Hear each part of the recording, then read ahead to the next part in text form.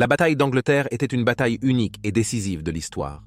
Combattue presque entièrement dans les airs, la défaite de la Royal Air Force britannique aurait ouvert la porte à une invasion de l'Angleterre et à la soumission totale de l'Europe de l'Ouest sous la croix gammée. Heureusement, les défenseurs britanniques ont prévalu dans ce qui est considéré comme leur plus belle heure. Mais alors que beaucoup est discuté sur la bataille pour les cieux, on sait moins sur les efforts déployés pour effectuer réellement l'invasion si la Luftwaffe allemande avait remporté la bataille d'Angleterre. C'est l'histoire des épreuves et des tribulations des préparations allemandes pour l'opération Sea Lion, l'invasion de la Grande-Bretagne. Bienvenue aux guerres du monde.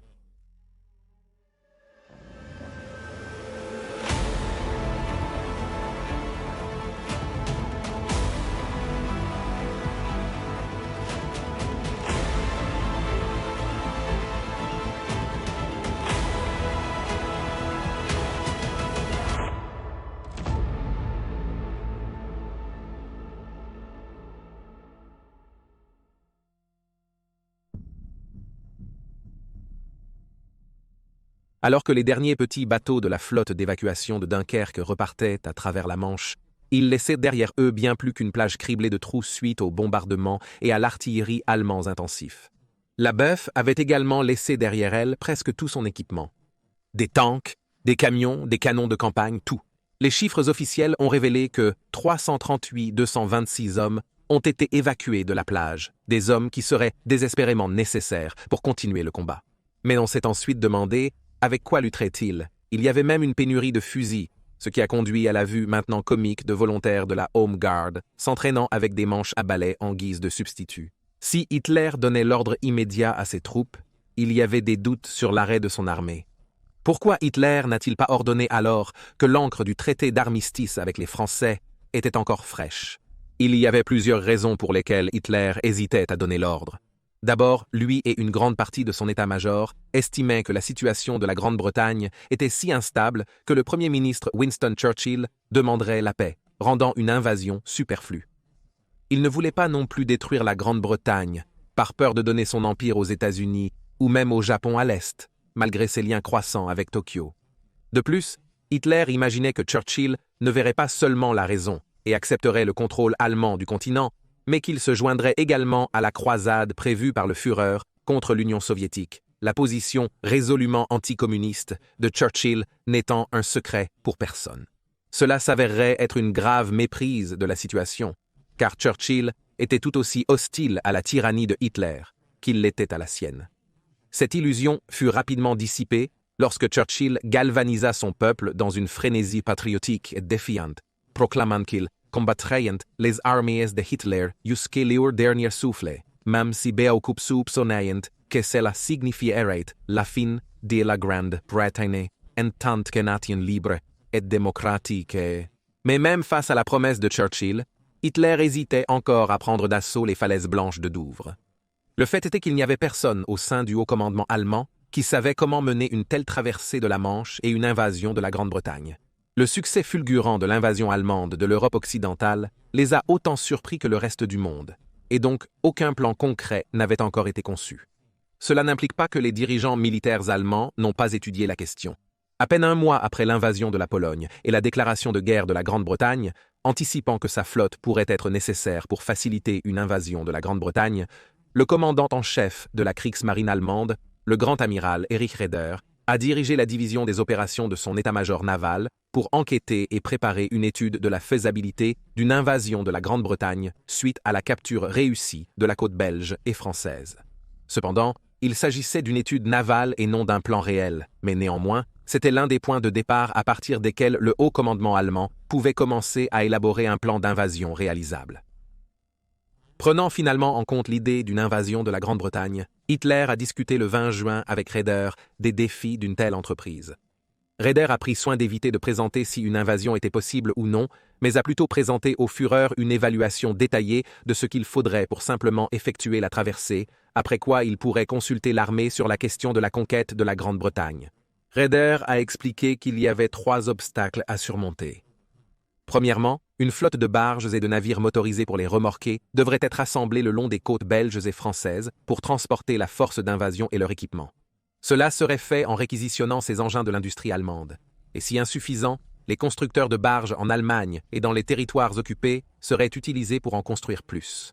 Cependant, beaucoup de ces engins étaient conçus pour les canaux allemands sereins et non pour les eaux agitées et notoirement difficiles de la Manche. Cela a conduit au deuxième obstacle majeur, l'automne et l'hiver. Même alors, Raeder a averti que cela devait être traversé pendant les mois d'été, lorsque le temps était le plus calme, car une telle opération serait impossible à l'automne et en hiver.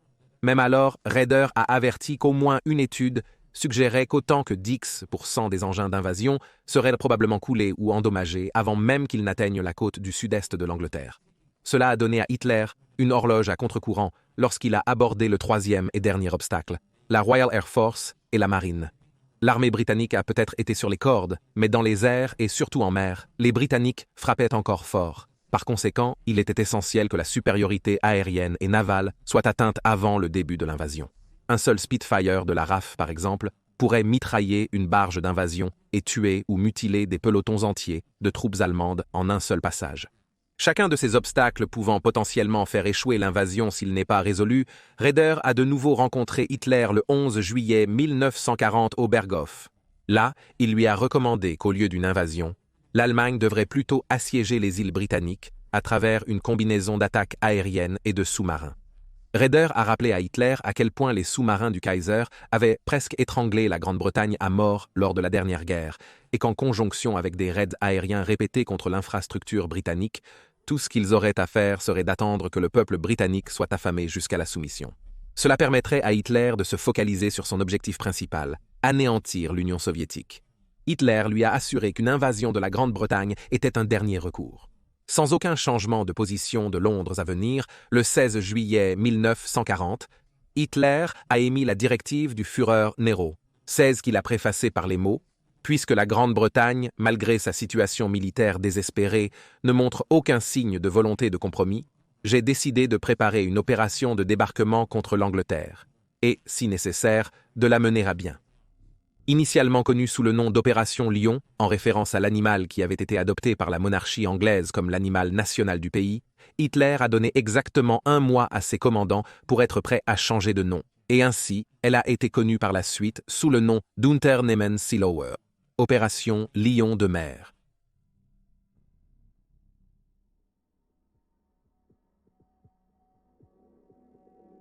Dans le cadre de la directive du Führer, il a donné exactement un mois à ses commandants pour être prêts à partir, car on prévoyait que cela fournirait la meilleure période, pour le temps, les marées nécessaires aux zones de débarquement anglaises proposées et des conditions d'éclairage au clair des lunes appropriées.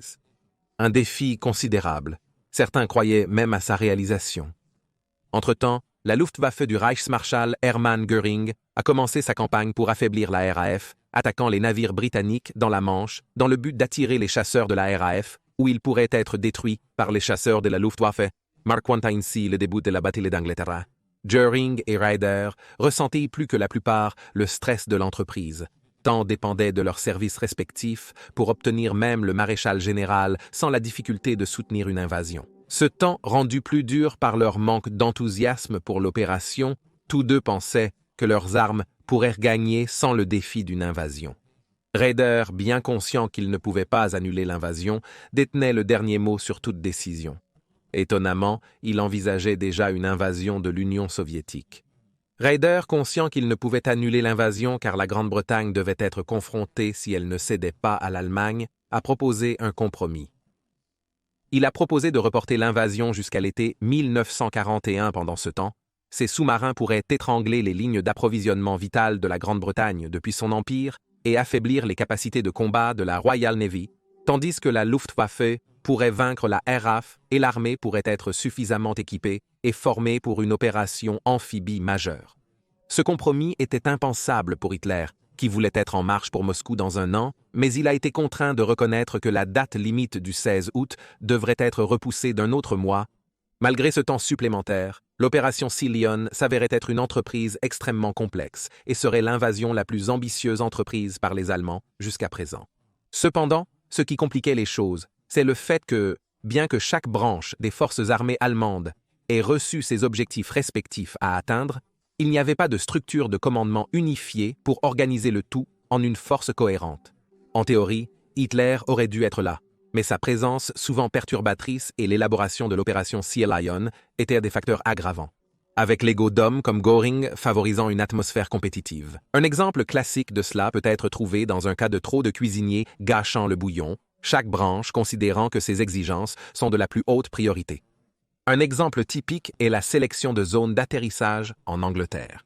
L'état-major de l'armée voulait que les atterrissages aient lieu sur un large front pour empêcher simultanément les forces de défense britanniques de ce qu'ils soutenaient, détruirait le reste de l'armée britannique à leur maximum, permettant aux troupes allemandes de provoquer des évasions puis elles-mêmes envelopper et détruire les troupes britanniques. Hitler a proposé d'affecter rapidement 40 divisions pour submerger la Grande-Bretagne, surpasser les volontaires de la défense locale et garantir la victoire en un mois. Hitler a suggéré qu'un stupéfiant 40 divisions soient affectées à l'invasion, avec 100 000 hommes débarqués uniquement le premier jour pour établir la tête de pont pour le suivant n'était pas en position de protéger une large demande de front. Raeder les a repoussés comme irréalisables. Il a soutenu que la marine allemande, même avec la Luftwaffe ayant atteint la suprématie aérienne, n'était pas en position de protéger un large front sur un front beaucoup plus étroit ou sa flotte travaillant dans la Manche pour intercepter la force d'invasion. Raeder et son état-major ont donc soutenu que l'invasion devrait avoir lieu sur un front beaucoup plus étroit où sa flotte, travaillant en conjonction avec l'artillerie basée à terre sur les côtes françaises et belges, et les bombardiers de la Luftwaffe, pourraient fournir le niveau maximum de protection pour la traversée. Cela n'a évidemment pas plu aux planificateurs de l'armée, craignant à nouveau qu'ils affrontent le niveau maximum de résistance sur la côte anglaise, rendant une percée d'autant plus difficile, même avec l'inclusion de troupes aéroportées. Le 30 juillet, Ritter a dû informer le Führer que même en tenant compte de la date révisée de mi-septembre, les préparatifs de l'opération étaient en retard. Le commandement prévoyait un échec de l'opération Lion de mer, car le retard sur le plan initial s'accroissait avec le temps automnal qui rendait la traversée de plus en plus difficile. La préoccupation majeure n'était pas tant la météo lors du déploiement de l'invasion, mais plutôt dans les semaines suivantes pour maintenir l'approvisionnement de la force d'invasion.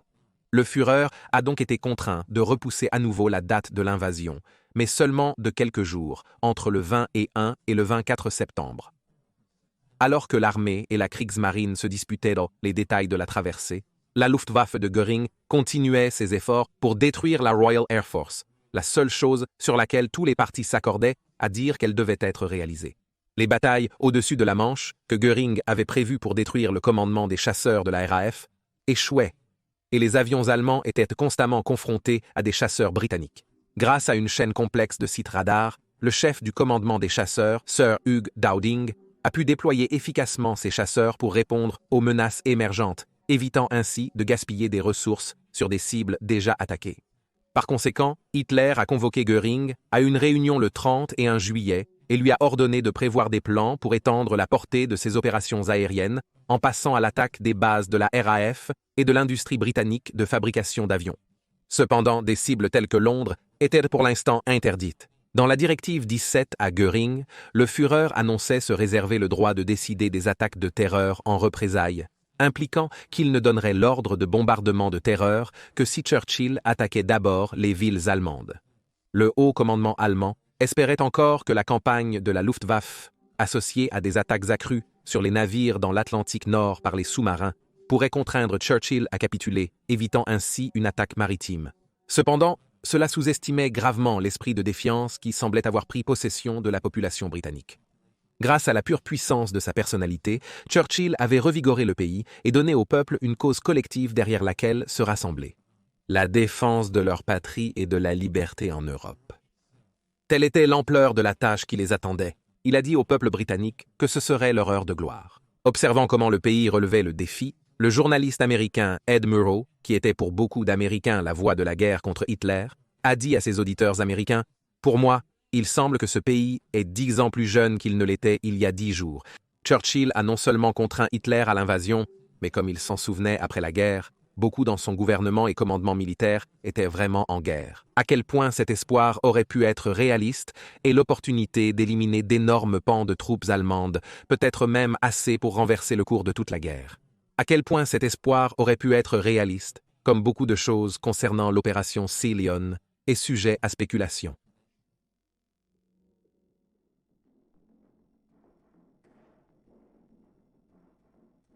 Tout le monde au sein du haut commandement allemand savait qu'il ne pourrait y avoir aucun report après le 24 septembre, tout au long du mois d'août, alors que les généraux et les amiraux débattaient et se disputaient sur les détails du plan. La Luftwaffe menait une guerre acharnée et sanglante dans les airs contre la RAF, et les dégâts infligés à l'infrastructure de la RAF devenaient considérables. Cependant, la situation aurait pu être pire sans les multiples erreurs de renseignement de la Luftwaffe, qui a souvent envoyé des bombardiers vers des cibles de moindre valeur, comme attaquer des bases RAF avec des avions de transport, d'entraînement et de patrouille maritime, plutôt que des chasseurs. Ils ont également sérieusement surestimé les pertes britanniques, les amenant à rapporter à Göring que le Fighter Command était à bout de souffle. La RAF a continué d'envoyer des chasseurs pour rencontrer les bombardiers allemands. En outre, les bombardiers et avions d'attaque de la RAF menaient des raids contre la grande flotte de barges en assemblage, retardant davantage la logistique du Lion de mer. Néanmoins, un plan réalisable qui était une sorte de compromis entre les trois branches de l'armée allemande commençait à prendre forme, et à partir du 30 août consistait en ce qui suit. Dans les jours précédant le début de l'invasion, la marine allemande instaurerait une opération de minage intense pour protéger les flancs de la route d'invasion de la Royal Navy. De plus, les navires de guerre allemands sortiraient en mer du Nord, agissant comme un leurre qui attirerait la flotte domestique britannique. Le jour même, des parachutistes allemands atterriraient dans le Kent, au nord de Hythe, avec pour objectif de prendre l'aérodrome de Lympne et les passages de pont sur le Royal Military Canal, avant d'aider à capturer Folkestone, qui, avec New Haven, étaient à considérer comme des objectifs vitaux, possédant les installations de quai nécessaires pour que les transports de suivi débarquent avec du matériel lourd sur la côte. 9 divisions allemandes effectueraient les premiers débarquements, composés de 2 divisions d'infanterie, débarquant sur la plage B, située entre Folkestone et New Romney, et soutenues par une compagnie de forces spéciales du régiment de Brandebourg. 2 divisions d'infanterie débarqueraient sur la plage C, entre Rye et Hastings, soutenues par 3 bataillons de chars flottants submersibles. 2 divisions d'infanterie atteindraient la plage D, entre Bexhill et Eastbourne, encore soutenues par les côtés clés à Folkestone et New Haven, qui ont été capturés, compagnie du régiment de Brandebourg. Enfin, 3 divisions d'infanterie débarqueraient sur la plage E, entre Beachy Head et Brighton. À condition que les quais de Folkestone et New Haven soient capturés, une deuxième vague composée de 8 divisions, incluant des armures et des véhicules plus lourds, serait ensuite débarquée, suivie d'une troisième vague de 6 divisions. Malgré l'insistance de la Kriegsmarine pour maintenir un front étroit, Raeder a dû admettre que des débarquements supplémentaires à Brighton seraient possibles si la situation tactique le permettait et que la menace de la RAF et de la Royal Navy était neutralisée. Malgré un plan réalisable pour traverser la Manche, de nombreux obstacles persistaient. Les Britanniques avaient désormais eu amplement le temps d'établir des fossés anti-chars et des obstacles, d'établir des positions fortifiées qui leur étaient attribuées grâce à la refonte presque totale des réseaux de communication. Pas encore totalement remis de leur défaite en France, les défenseurs britanniques voyaient de plus en plus de nouveaux armements et véhicules leur être attribués grâce à la réorientation presque totale de l'industrie britannique pour soutenir l'effort de guerre. La confiance était toujours élevée parmi le haut commandement allemand en septembre, pensant que, si la traversée pouvait être réalisée, la Grande-Bretagne tomberait sous la botte allemande, mais la tâche semblait de plus en plus difficile. Hitler, frustré par l'absence de victoire décisive de la Luftwaffe, changea de tactique. Le commandement, bien que malmené, restait une force notable. Cependant, Hitler, agissant sur cette conviction, changea de stratégie, attaquant spécifiquement les villes britanniques, surtout Londres, pour pousser à une reddition. Hitler en est venu à cette décision suite aux attaques sur Berlin par la RAF, qui ont elles-mêmes été lancées en réponse à un bombardement accidentel de Londres par la Luftwaffe. Ce changement de tactique, basé sur les renseignements erronés de la Luftwaffe, a été considéré par les historiens comme le tournant de la bataille d'Angleterre. Avec Londres et d'autres villes subissant désormais le poids des attaques de la Luftwaffe, la RAF a pu réparer les dégâts causés à ses aérodromes et remplacer une grande partie de son matériel perdu. La force des chasseurs britanniques a rapidement augmenté jusqu'à dépasser ses pertes, tandis que la Luftwaffe perdait ses forces, bombardant des villes dont les populations réclamaient vengeance plutôt que la reddition. Comme si ce mal de tête ne suffisait pas pour Göring, il avait également de plus en plus à repousser le nombre croissant d'attaques britanniques sur les barges d'invasion que Raeder rassemblait. Le 17 septembre, Hitler l'a convoqué à une réunion, au cours de laquelle il est devenu convaincu que l'opération n'était plus viable. Plus tard, ce jour-là, il a ordonné le report indéfini du Lion de mer. Göring a continué sa lutte contre la RAF, et en octobre 1940, la Luftwaffe a initié une campagne de bombardement nocturne sur les villes britanniques. Pour les Britanniques, La menace d'invasion n'a pas été écartée jusqu'à ce que Hitler lance sa croisade contre l'Union soviétique l'année suivante. Au lieu de cela, sur le front intérieur, la Grande-Bretagne était plus préoccupée par la défense contre les raids de la Luftwaffe et les sous-marins de la Kriegsmarine. Un jeu de guerre a été mené à l'Académie militaire royale britannique de Sandhurst en 1974 qui postulait ce qui aurait pu se passer si Hitler avait ordonné le début de la ligne de mer. Et il a conclu que bien que la première vague aurait pu être débarquée avec succès, les forces terrestres britanniques auraient réussi à contenir les troupes allemandes, tandis que les installations portuaires, comme celle de New Haven sur lesquelles les Allemands comptaient, auraient été démolies par les ingénieurs britanniques avant qu'ils ne puissent les utiliser. Les avions et navires de guerre britanniques auraient à couper les lignes d'approvisionnement allemandes depuis l'Europe occupée, subissant de lourdes pertes. Cela aurait conduit à la défaite rapide des troupes allemandes dans le sud-est de l'Angleterre. Ce n'était pas simplement une opinion britannique ou alliée. L'historien allemand et vice-amiral Kurt Assmann a écrit en 1958 « Si la Luftwaffe avait vaincu la Royal Air Force aussi décisivement qu'elle avait vaincu l'armée de l'air française quelques mois plus tôt, je suis sûr que Hitler aurait donné l'ordre de lancer l'invasion, et l'invasion, très probablement, aurait été écrasée.